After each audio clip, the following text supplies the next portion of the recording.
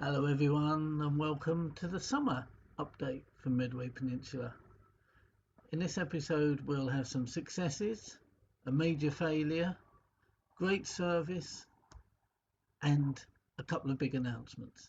So grab a cuppa of your choice and take a look. Hello and welcome, and I hope you're all very well.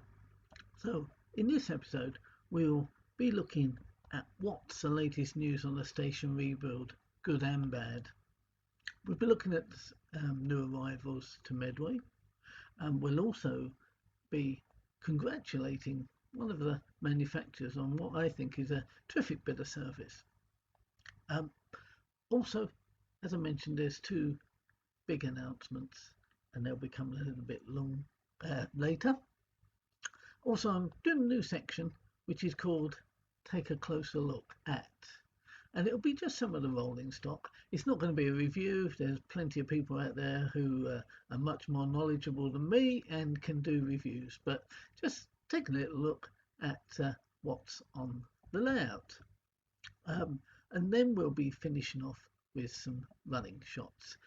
As I mentioned, not so many from my layout because of the rebuild, but certainly some from the Chatham show. So, without further ado, let's get on with it. The station rebuild, what's been happening? Well, previous videos have shown how we've moved on really nicely and have got the JS models building in place and things are starting to look forward. And if you remember, I was getting quite excited about building the station. Now, that has proven to be, unfortunately, a bit of a disaster. Probably because of my lack of skill, but I just found it really difficult to build. It was just a case of finding it really fiddly, and because some of the walls were in three layers, and trying to get them together and putting them in the base and then having to hook another one on it, and with them being quite thin, there was dangerous things getting broken. And yep, I had to hold up my hands and say, yeah, it's beaten me. My skill level does not match it. Certainly no bad views on the model itself. It was just, yeah, it was too difficult. So we were back to square one, unfortunately. And I was pondering what to do when I come across on Facebook Bunter's Yard. Now, I do follow those because I love Dave's weathering and the 3D items he makes, and also the models he's been doing, the laser kit models. I think he's got various ones, signal boxes, etc.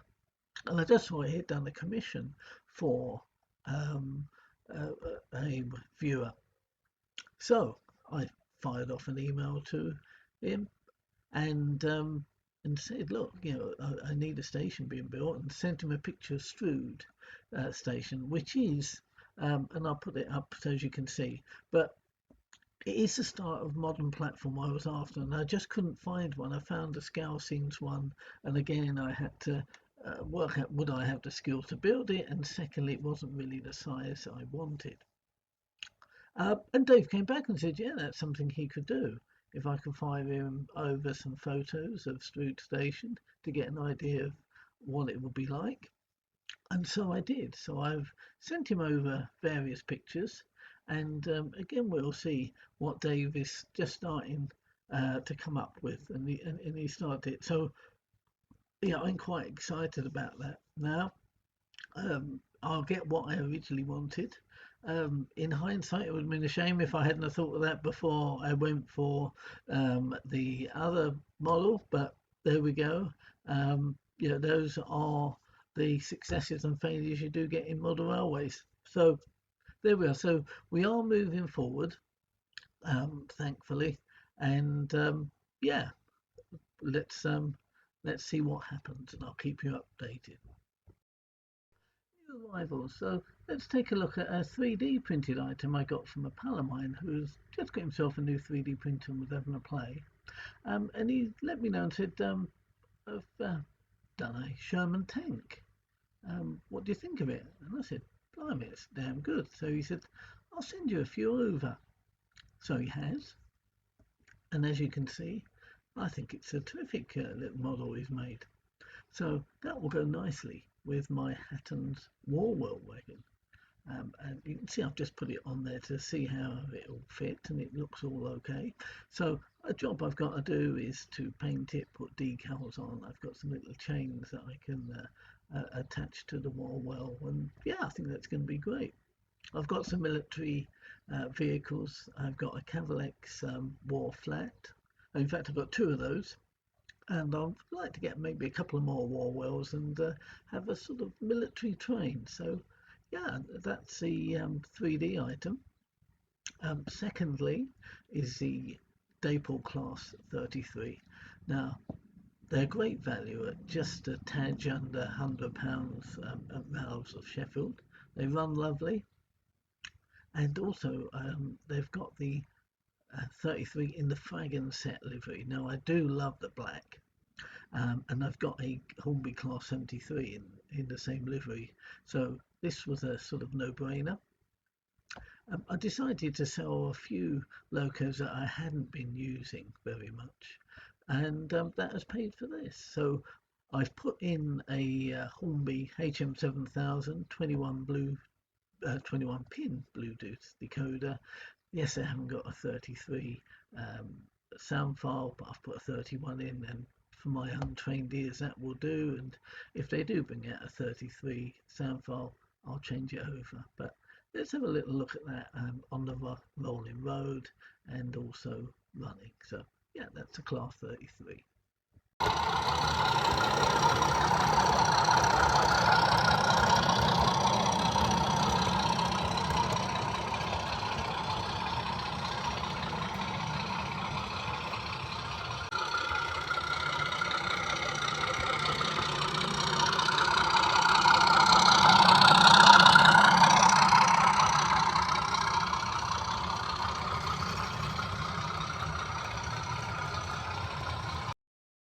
Next up and last edition is the Scale Class 66.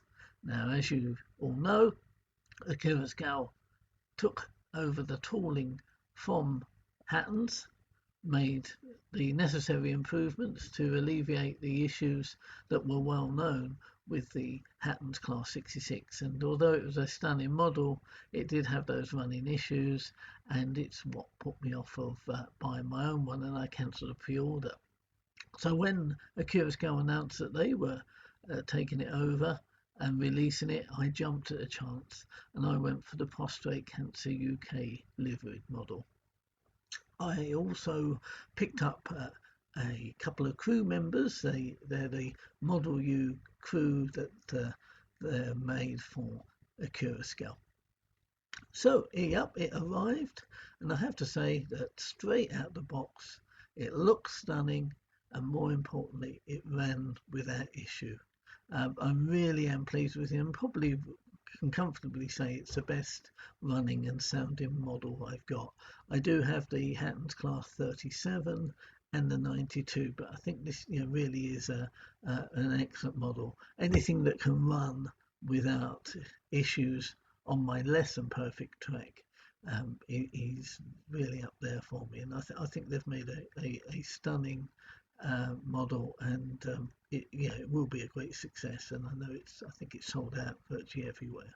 So let's have a look. As I say, it's not a review because there are plenty of excellent reviews out there, so let's just have a little look at it running. Okay, a Scale Class 66.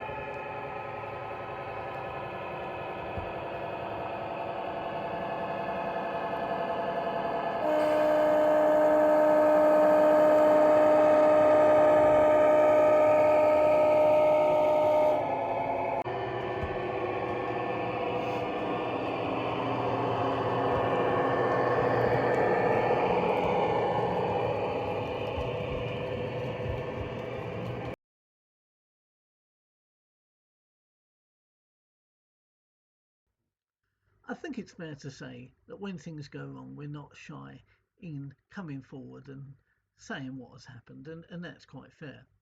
But on the other side of the equation, it's only right that we should acknowledge great service. And I'd like to tell you a story of what has happened. I've got a couple of the Daypol Class 121s, and again, it's well known that unfortunately they suffered drivetrain failure, and I think it's due to the grease getting in the drive shafts, splitting them. And so you'd get the case here, even after they've not run very much, that one end or even both ends would just not work. It would just be spinning and there's actually no connection. And that happened to one of my Daypol 121s in the BR Blue Grey livery. And I'd resigned myself to trying to find someone to fix it, probably Rob, who does all my work for me. But I stumbled across Andy from McDonald, and he put from March West, sorry, and he put a video up where he had the same issue, and he contacted Daypol and they offered to rectify it. So I thought, well, let's have a try. Now, bearing in mind the model was about 4 years old, wasn't direct from Daypol. I think I got one from Hatton's, and I got another one that was from Rouse of Sheffield. So I fired off an email and said to Daypol, look, I know I'm well out of your 2-year warranty. I've got the issue, the drive shaft issue. One has gone. I've got another one, and I'm worried that that will go too. Is there anything I can do? And I was prepared for them to charge me if it was being fixed.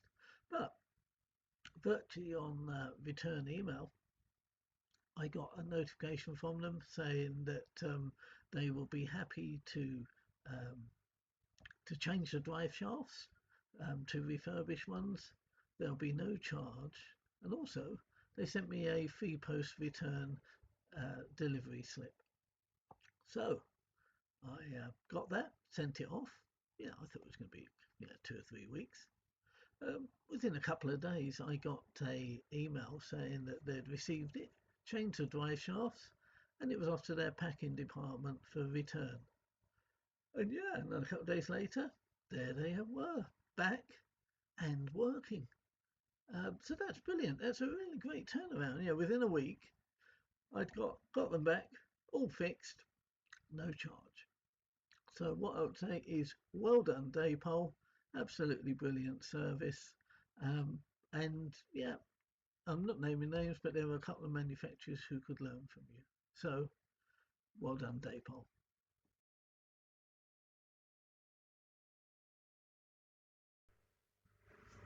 Well, another big announcement is one I've actually mentioned before, but we're only about a month away from Chatham and District Model Railway Club, which I'm a member of our show. Now, since I think I last mentioned it, we've got a great amount of both exhibitors and trade stands and demos as well. So it's going to be looking to be a cracker. It's of the 20th and 21st of July at the Chatham Historic Dockyard, and here's some info on it. So if anybody can make it, please come along. I'll be there for 2 days. It'd be great to say hello. So look forward to seeing you there.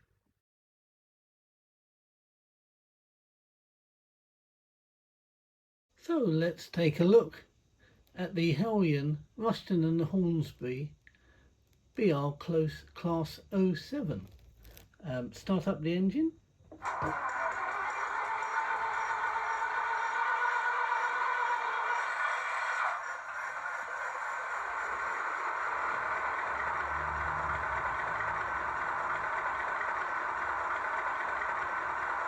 Let's try a little sound. And let's see if we can get a good.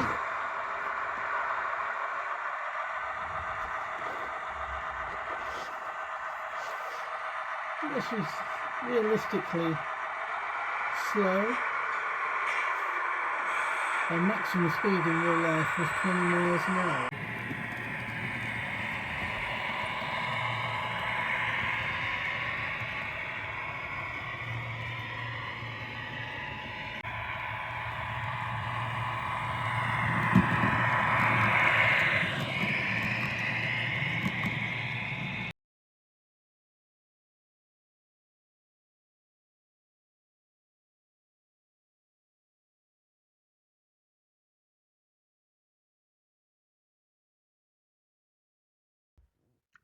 big announcement number 2. Okay, now, back end of last year, I started suffering with prostate issues, and things came to a head, and I visited a doctor, got some medication, and it got better and then got worse, and I got a referral to urology. Now, that's one of the reasons why perhaps things haven't been that prolific on Medway in moving forward with the rebuild. Uh, Good news is it's not cancer, or it's not suspected to be cancer, but you've still got the well-known issues that go with prostate problems. So, in that mind, um, I was having a chat with my youngest daughter Georgia, because Katie, my eldest, is doing the Brighton Marathon. She's running that in April next year, in aid of the Kent and Sussex and Surrey Air Ambulance.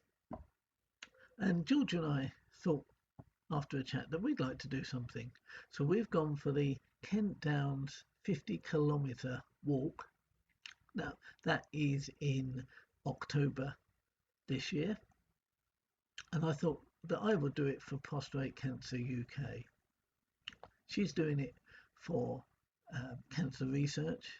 Now, Mel lost her father through prostate cancer.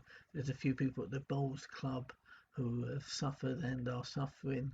And then I think, yeah, we all know people who have passed away from cancer. And so those are two charities that are close to our heart. So we're doing that.